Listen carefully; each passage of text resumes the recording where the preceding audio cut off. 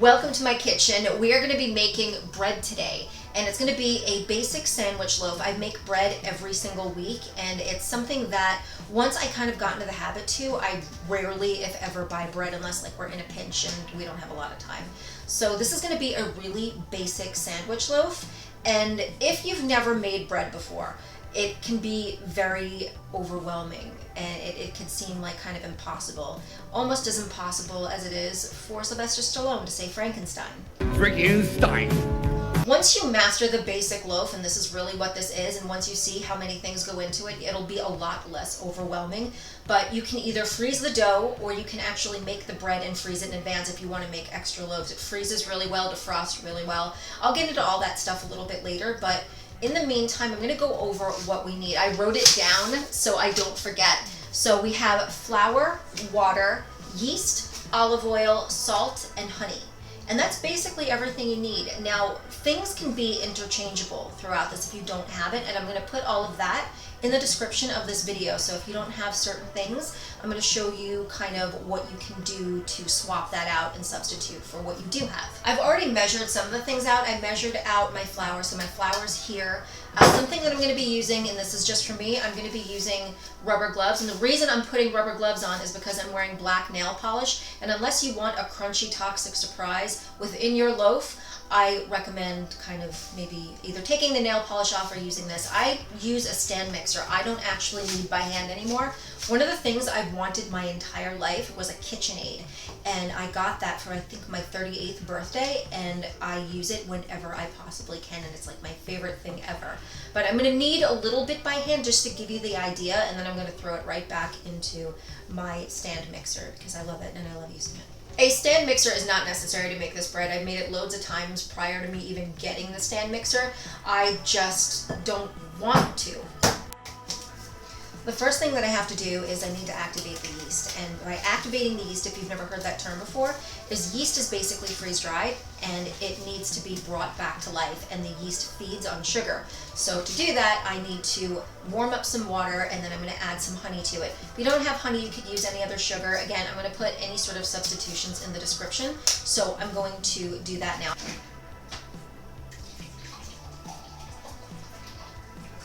Yeah, that's about right. So I've already heated the kettle. The water needs to be warm, not hot, because if you make it too hot, it's going to kill the yeast. So it needs to be probably, I would say, lukewarm. If you can't stick your finger in it without getting burnt, it is way too hot. It needs to be 1.5 cups of water. So I brought this up to about a cup, and then the other half, I'm going to make it cold water.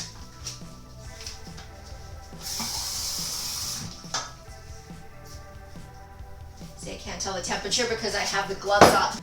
My water's a good temperature. If you're using boiling water, I would say go to about 1/2 cup of boiling water, and then the rest cold, and that's going to be the perfect temperature for the yeast. So now I'm going to measure out 3 tablespoons of yeast. You need to add honey or sugar to the water, because what you want to do is you want to make this water nice and sweet so that the yeast has something to feast on and activate, and the more activated the better.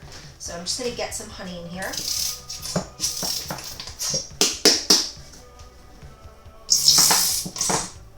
I am a toddler, really.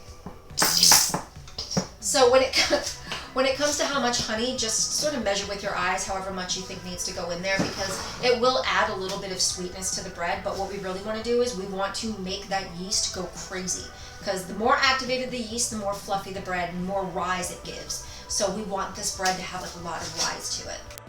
So now I'm just going to stir in the honey so it kind of becomes incorporated in with the water. And as you can see, when you buy yeast, you buy it by the packet, and I think it's 7 grams of yeast per packet. So if you're buying by the packet, you might want to check and see how much comes in it, because for this you're going to need 3 tablespoons, and this is a teaspoon.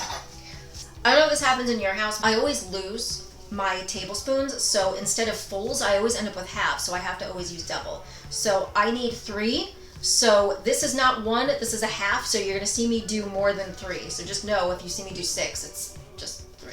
Because I do a lot of bread making, I get a lot of my stuff from Costco, which is why I have this much yeast versus the little sort of envelope sachets. So I'm going to be doing since this is half a tablespoon, I can't find my full tablespoon, this is half, I'm going to be doing 6, but know that this is just basically 3 tablespoons. So 1, 2, 3, 4, 5, and 6. So this is equivalent to 3 tablespoons. I'm going to stir this in to incorporate it with the honey water.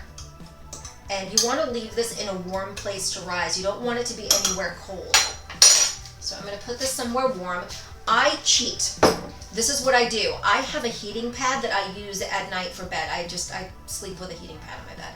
So I actually use that heating pad. What I'll do is I'll put it on a flat surface. I'll put a towel over it, and then I will put my yeast on there on the lowest setting to activate, and I do the same thing to prove my bread. You don't have to do that, but it does speed things up and it makes things nice and floofy really fast. As you can see, it's gone a bit floofy. That is what it's going to start to look like, and that's when the yeast starts to really get activated. And if you want to know technically what it's doing, it's burping. And that's what's creating the carbon dioxide. And carbon dioxide is really important in getting that bread to rise. And that is what's happening here. Position change means things are happening. So to my flour, I want to add my salt. And that is going to be 1.5 teaspoons of salt. Not tablespoons, your bread will be horrifying. So something of note, if you're going to be swapping out, let's say for example, the olive oil for butter in your recipe or margarine, you want to make sure that it's unsalted, or you adjust at least the salt to it, because salted butter plus extra salt is going to make a bread that might make you need blood pressure medication. So we're doing 1.5, so that means I'm going to need 3 of these since these are half teaspoons. So I'm adding 3. And if you find that the bread is a little bit too bland for your liking, say it's not salty enough, you could always use salted butter. You could always add salt to it after. So it's always an option. I just had my little whisk, but I can't find it, so now I'm going to have to use my big whisk. Just going to whisk in that salt and flour, get it in, get it nice and incorporated. Then we're going to start adding the olive oil, and then I'm going to add the yeast. And debating on, yeah, I'm going to do it. Debating upon whether I'm going to like knead by hand first to show you and then put it in the stand mixer, but let's get our hands dirty a little bit, or at least my gloves. As I'm looking, I feel like this bowl is not big enough to knead this in, so I'm going to move it to this one, which is a little bit wider and I think might be a lot easier for me. So let's see how that works. So I'm going to transfer it. Yeah, it feels like it's going to be a lot easier. I've been too accustomed and too conditioned to using my stand mixer, so it's a lot of trial and error right now, but it's a fun trial and error, so we're kind of all going through this together. So next, 3 tablespoons of olive oil. Actually 2 tablespoons. I always go 3, but let's stick to 2 because that's the original recipe. You're going to see me do more because again, this is a half tablespoon, so that's 1. That's 2. You notice I did it heaped because you can never do too much olive oil. And if you notice that the dough is a little bit too tacky, you could always add a little bit more flour. Or if you notice it's a little bit too dry, you can always go in and add like a little bit more water, a little bit more olive oil, but do it in tiny, tiny increments because you don't want to end up having to go back and forth like forever. Check out the yeast. So now I'm going to add this. Let me just move you over. So now I'm going to knead this, but we're going to switch to a different camera in order to show you. You want to start by incorporating all the ingredients together in a bowl. You can use a wooden spoon for this part. I was just so eager to get in there and knead by hand since I hadn't done it in so long that I got in there way too early. I was so eager, in fact, that I forgot to oil the surgical gloves. It was a sticky error that caused me to abandon the gloves entirely and just go in barehanded. So after your dough has been formed, you want to tip it onto a floured work surface and then knead it until it's smooth and no lumps remain. You want to really work the dough. Working the dough is an important step, since this is what's going to help you develop the gluten. Gluten is what gives bread structure, it gives it elasticity, but it also traps in the gases that the yeast produce, and it's going to help it rise properly. If you plan to knead the dough by hand, do it on a floured work surface and not a bowl like I did here. The reason that I'm keeping it in the bowl is because I have every intention of breaking out the KitchenAid and letting that do the kneading. But to knead properly by hand, you want to utilize the counter space because it's important to really move, roll, and stretch the dough. So that counter space is really going to come in handy. With the dough hook attached, I leave it on medium speed for about 10 minutes, and I stop every 3 to 4 minutes because I really want to check and see if the dough needs adjusting in any way. Sometimes it could be a little bit tacky or wet and it needs a little bit more flour, and then other times it could be too dry, so it needs water or oil. I just tend to eyeball the dough and see if it's where I want it to be. So once it reaches the stage where it's very smooth and glossy, I know it's ready to go.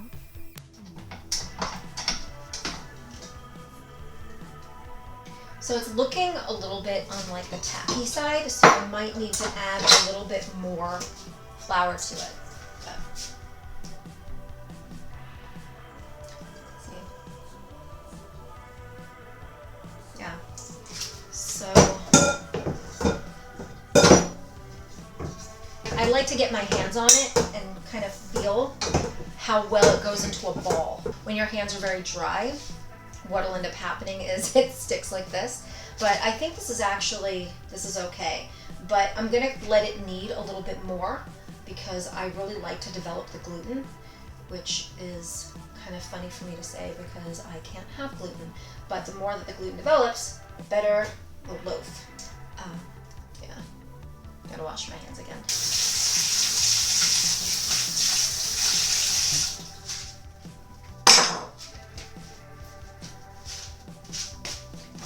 So it's going to go in for just a little bit longer because I want it to develop a little bit more. I like to see it look really smooth. It's going to sound very cheesy to say, but probably one of the most important elements with bread making is time, because you really need to give it time to rest. You have to give it time to rise.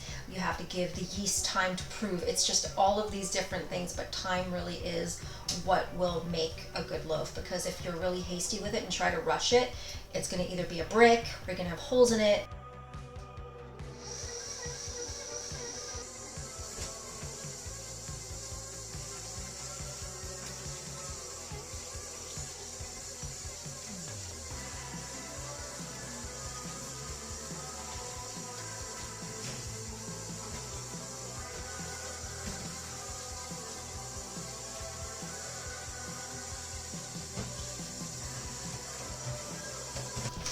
Now it's time for the bread to prove, and this is one of the moments where it takes time. So I'm going to cheat and I'm going to put this on my heating pad, so it's going to take a lot less time. And what I need to do is I need to coat this whole bowl as well as the loaf itself, well, dough ball, with olive oil to prevent sticking. So I'm going to do that right now. So I just kind of coat my hands in it and scoop underneath. And then scoop it out and coat it in the olive oil. So by coating it in olive oil, it's going to prevent it from sticking to the bowl. And then I'm going to cover it with a tea towel or a kitchen towel. You want to make sure it's clean and not linty because that will transfer to the dough. Then I'm going to put it on the heating pad and I'm going to leave it for probably about an hour or until this doubles in size. Time to make space.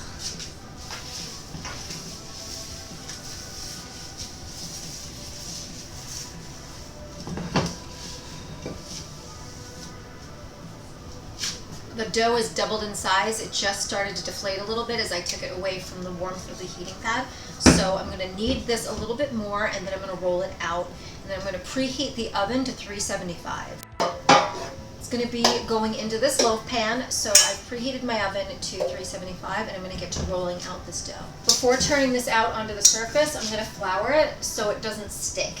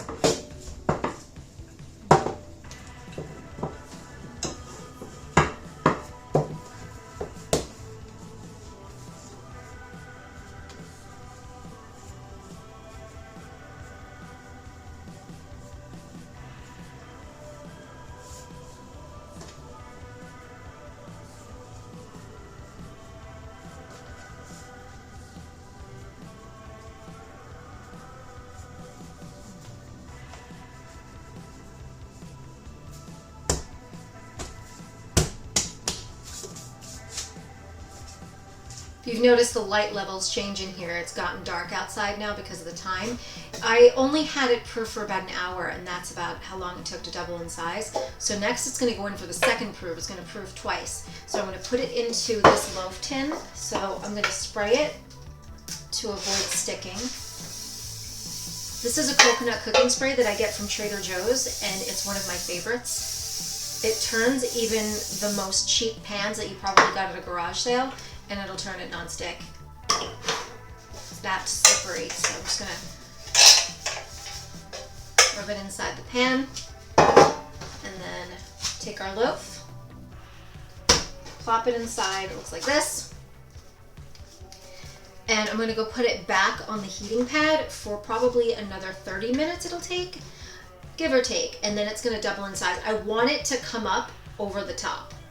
That's how we'll know that it's good and ready to go in the oven, is when it comes over the top. So I will see you in, we'll say 30 minutes. If it looks a little bit smoky in here, that is because it is. I had a shepherd's pie mishap the night before last, and I guess I didn't clean as well as I could have at the bottom of the oven. So as I turned it on and it got a little bit hot, it just began to burn off. So I tried to clean it out, and I received my ceremonial sacrifice to the gods in the form of a burn. I always burn myself prior to baking or during baking or after baking.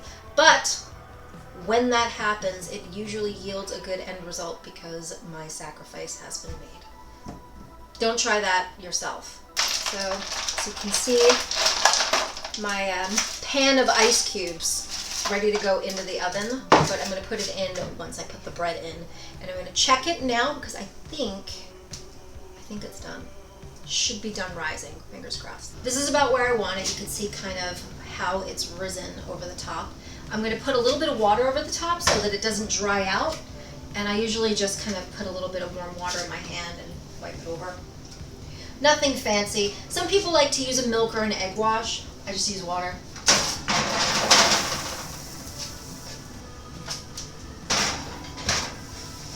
I set a timer for about 30 minutes, and after 30 minutes I'm going to go and give it a look and check until it looks about golden on the top. So typically it takes about 30 to 35 minutes, but what I don't like, and you don't have to do this, but what I don't like is when I take it out, on the bottom is a bit pale, and I like things to be even, or else it could be a little bit underdone on the inside. So what I do is after I take it out after 30 minutes, I will take it out of the bread tin and I'll put it straight back in on one of these, which is technically, this is my cooling rack, but I'm going to take it and then put it on that so that the bottom can get nice and crispy as well and cook all the way through. It is very important that once the bread is done, you have to remove it from the loaf pan, and the reason you need to remove it from the loaf tin is because if you allow it to cool in there, you're going to end up with a soggy bottom, and what can happen is the weight can kind of push down and condense it into a gummy mess on the bottom. You don't want that to happen.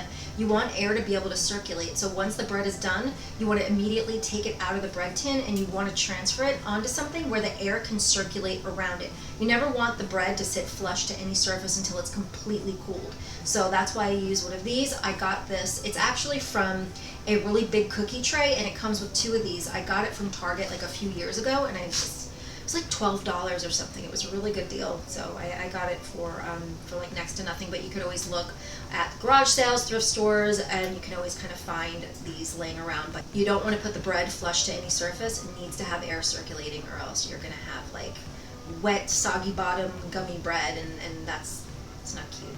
I'm a little concerned about bubbles on top of my bread because it started to form on top. It's really important that you kind of work all of those bubbles out, because you ever get a slice of bread and there's just like this big hole in it, and you're like, what the hell is this? That's what happens when there's bubbles in the dough. So that's why I try to roll it out and just pop all the bubbles as much as possible. But sometimes if you let something overproof and you let it proof too long, what's going to happen is you'll end up with bubbles. And I might have let that proof a little bit too long because there were bubbles on the top. So I tried to pop them a little bit, so it might, I'm hoping it doesn't mess with the aesthetic of like the bread. But as long as it tastes good, that really is, that's all that counts, right? It's been 30 minutes, so I'm going to take this out of the oven and I'm going to remove it from the loaf tin and then put it back in. So let's see, I'm kind of afraid to see what those bubbles look like. I hopefully pop them in time.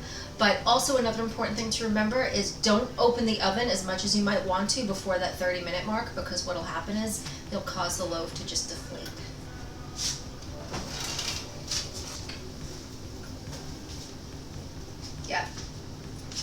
bubbles. The bubbles are definitely there, but I don't think they're going to cause any issues, but I need to remove this from the pan.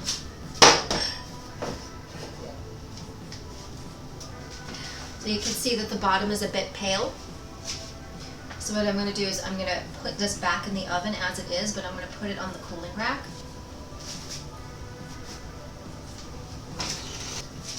So I'm going to put that in for another 10 minutes and it should be good. It was smelling something very much akin to, I don't know, burning hair. And as it turned out, I put my hair in the oven somehow and it was resting on the door. And managed to singe some of it. So I'm going to have to, while that's in the oven doing its thing, give myself a little bit of a trim. Be careful when you're doing this. Like, put your hair back. Me wearing my hair like this is like the biggest hazard to baking. Not even just burning it off like I nearly did, but you don't want it to get in the dough or anything because it's very easy for hair to just fall out and come off. I could never do a crime, by the way. The amount that I shed, I have to vacuum my bedroom every single night. And every single night there's enough hair to build at least 3 golden retrievers. It's just an intense amount of hair. The reason I say that I can never do a crime is because I leave behind so much DNA. So I'm going to go give myself a little bit of a thorough once over, get off the singed bits, and I'll be back to check the bread, and hopefully it's good. And I'm going to have my husband cut it because you don't want me to cut it. Okay, it is ready to come out of the oven now. Get my hair out of the way. Okay.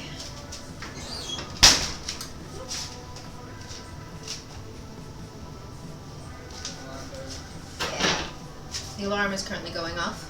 Despite the bread not being in the oven anymore, it's still technically cooking because of the temperature inside of it. So you want to leave it to kind of come down to room temperature and cool as much as you can before cutting it, because you might end up with like kind of a doughy or a gummy bread. So you kind of want to leave it alone as much as you possibly can.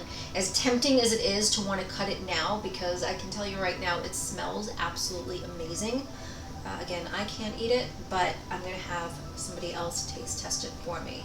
So I'm going to leave it to cool a little bit. I'm cleaning off my butter dish because I always have butter that I keep at room temperature, and then there's butter that we keep in the fridge for cooking. But there's always one that's out and at room temperature so that it doesn't rip the bread when you spread it. So you always want to have that like spreadable butter. So that's what I'm doing right now. Kind of gently and carefully, because it's very soft. I put it in the microwave for about 12 seconds just to soften it up enough because it was in the fridge. So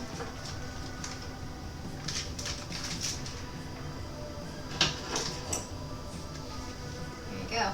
And you don't want to throw these away either. These are really great if you want to grease a pan with it, like the loaf tin we just used. You just use this, you could literally grease the entire thing, and they're perfect for that.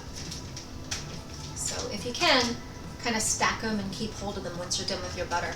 Speaking of butter, I really like making butter at home. I've done it a bunch of times, and if you're interested in seeing a video on how to make butter, let me know. And just so it's not boring, we'll make different kinds, because I do like garlic and herb, cinnamon and brown sugar, so we could do like a bunch of different butters if you are interested in seeing that. So I'm going to give this time to cool, and in I think about maybe 10 minutes, I'm going to have my husband come in and cut it, or I'm going to attempt it.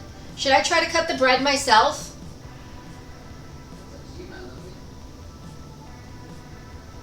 I'm wondering if I should give it a try.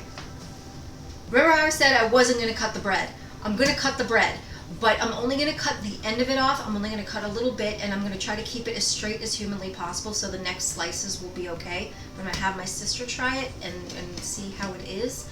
She'll be trying it off camera, so wish me luck on cutting the bread. Hopefully this time will be the time that I learn my lesson. But see, it's got like that like crispiness to it. That's what happens when you put the water or the ice bath in the oven before you bake it. Okay, I'm gonna cut it. Wish me luck. Now, I would normally cut it holding it in a different way, but I'm cutting it this way so you can see it. So it's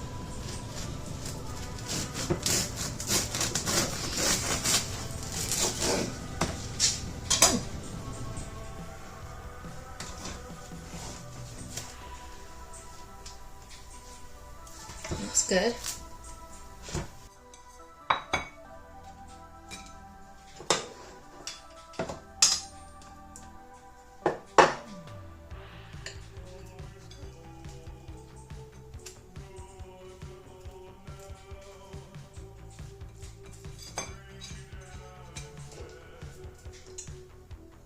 Do you want to come try the bread? Okay. A bit of salt on it too. Okay. Here you go.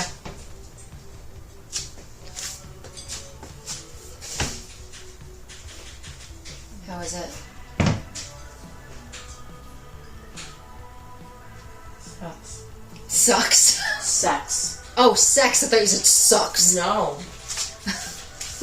Amazing. Good. Thank you so much. You're welcome. Yay! So there you have it, homemade sandwich bread. I hope that this was fun to watch and easy to follow. I'm going to put all the directions, ingredients, and everything that you can possibly need to make this in the description, as well as anything else I think that might help, like substitutions and that kind of thing. But I hope this was enjoyable, and if you want to see any other cooking videos or anything, let me know, because I like doing them. Until next time.